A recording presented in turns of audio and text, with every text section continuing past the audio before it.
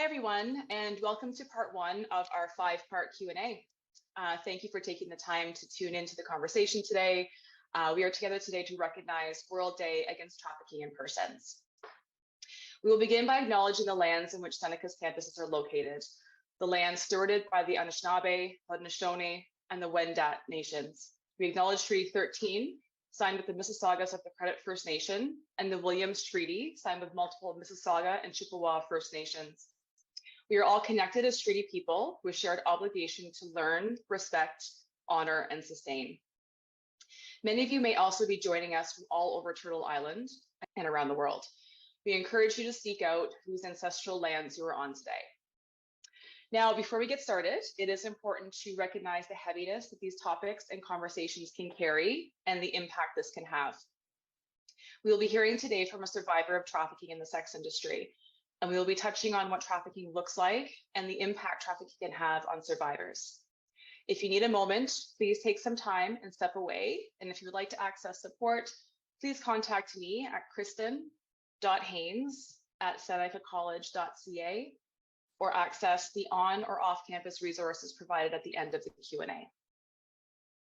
And to that note, we are so grateful to have our guests here with us today to speak to us about what trafficking is and what it looks like in the Canadian context. PPP, or originally People Puzzle Pieces, is a survivor of intrafamilial sexual abuse, and through this abuse, she was trafficked throughout Southern Ontario and Michigan. She also lives with dissociative identity disorder, or DID. The name People Puzzle Pieces is from her experience of DID, where each part of her personality becomes a part of the full picture. PPP is at a point in her healing where she is now an advocate for anti-trafficking education and awareness, sharing her experiences in order to help others understand both trafficking and DID, and to spread her message of hope for those who may have experienced interpersonal abuse and trafficking. Thank you so much for being with us to share your story. So our first question: there are commonly held assumptions about what human trafficking is, who is targeted as a victim, who the traffickers are and what they look like, and the ways in which people are groomed and exploited. Oftentimes, this perception relates to images that are depicted and sensationalized in both mainstream and social media and in movies, which illustrates trafficking that occurs across borders, where a person may be kidnapped, drugged, and moved internationally for the purpose of exploitation. Can you tell us what human trafficking actually looks like, specifically in the Canadian context? Well, first of all, thank you for having me today. Trafficking can be very well hidden in plain sight in Canada. What I mean by this is that Canada right now has people of all ages, children and adults, all shapes and sizes, any gender, any race, any socioeconomic class, and anyone, anywhere are being victimized in this crime right now today. The perpetrators of these crimes also come from all of these different groups. This happens in every neighborhood, in every town, city, and village. It happens in every province and territory and doesn't discriminate. However, nearly 2/3 of all police reported cases happen here in Ontario.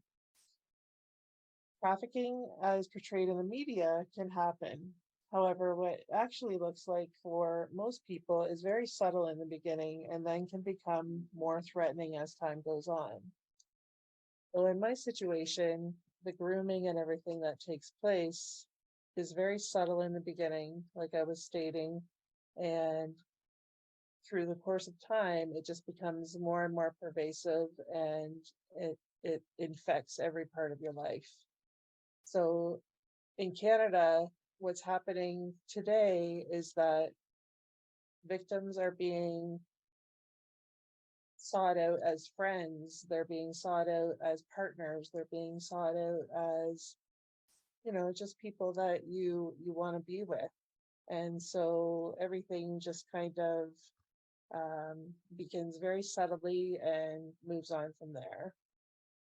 So looking at, how people are targeted and how people are groomed, obviously we do know that anyone can be targeted, coerced, manipulated into an exploitative situation. But can you speak to what factors might increase that vulnerability to being coerced or manipulated into a trafficking situation? Yeah, so anybody who is in need of something. So if you have needs that aren't being fulfilled, such as a young person who's not feeling loved, or someone who's not feeling appreciated or getting any attention, someone who is, makes it has very difficult time making friends, someone who might be a little more isolated or can be easily isolated from the people that they do associate with.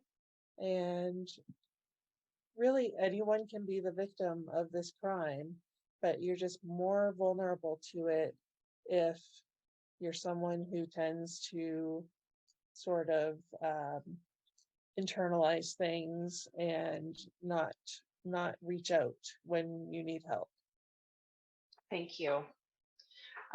So I guess kind of as we can see, trafficking really does look much different than what we see in, pop culture and in the media that, that, as we mentioned already, that has that kind of sensationalized image of what trafficking looks like and the movement across borders. And really important for the community to understand what trafficking actually looks like and how that exploitation happens differs from what we may be kind of conditioned to view trafficking as. Thank you so much, PPP. And thank you everyone for tuning in.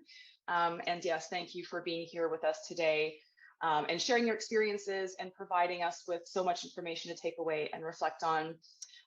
Again, if any folks listening would like to access support, please contact me at kristen.haynes@senecacollege.ca or access the on or off-campus resources provided.